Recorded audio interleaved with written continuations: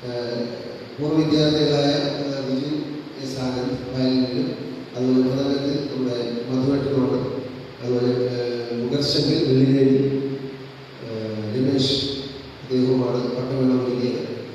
കച്ചേരി എല്ലാവർക്കും വിദ്യാർത്ഥികൾക്കും സദസ്സിനും ഒരുപോലെ ആസ്വാദനപ്രദമായിരുന്നു എന്നാണ് വിലയിരുത്തിയത്.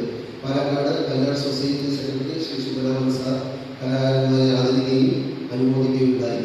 അങ്ങനെ കച്ചേരി കഴിഞ്ഞ വർഷം ചെയ്തതിൽ ഞാൻ വളരെ ചാരിതാർത്ഥ്യം ഒരു സംഭവവികാസം 14 നവംബർ 14 സംഘടിപ്പിച്ച പരിപാടിയായിരുന്നു. 2 സെഷനുകളാണ് ഉണ്ടായത്. സെഷൻ തുടങ്ങുന്നതിന് മുമ്പ് മലയാള വിഭാഗത്തിൽ നിന്നും വിരമിച്ച റിട്ടയർ പ്രൊഫസർ ശ്രീ ശശികുമാർ സാറെ മൊമെന്റോ നൽകി ആദരിക്കുകയുണ്ടായി.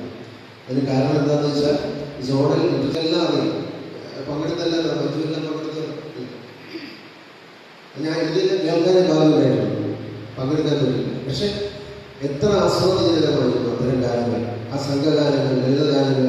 ഇവയിലൂടെ ഡിപ്പാർട്ട്മെന്റ് മാത്രമല്ല, ചിറ്റൂർ കോളേജിൽ തന്നെ ഒരു പ്രശംസ നേടിയെടുക്കുന്നുണ്ട്. പല സോണൽ ഫെസ്റ്റിനും 1ാം സ്ഥാനമാണ്.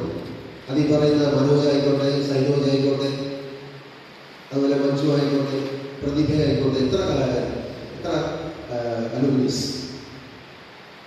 ഇവരിലൂടെ കോളേജിന്റെ, ചിറ്റൂർ കോളേജിൽ മാത്രമല്ല നമ്മുടെ സംഗീത വിഭാഗത്തിന്റെ തന്നെ അന്തസ് മുന്നിലേക്ക് കൊണ്ടുവന്ന ഒരു കാലഘട്ടം ഉണ്ടായിരുന്നു. അപ്പോൾ നമുക്ക് ഒരിക്കലും വിസ്മരിക്കാൻ കഴിയില്ല. അപ്പോൾ അതുകൊണ്ട് തന്നെ ശശികുമാർ സാറെ വിളിച്ചു, അതിലൂടെ ആദരിച്ചു. സാറ് ഒരു ദീർഘമായ പ്രഭാഷണം ഉണ്ടായിരുന്നു, വളരെ മനോഹരമായ പ്രഭാഷണം.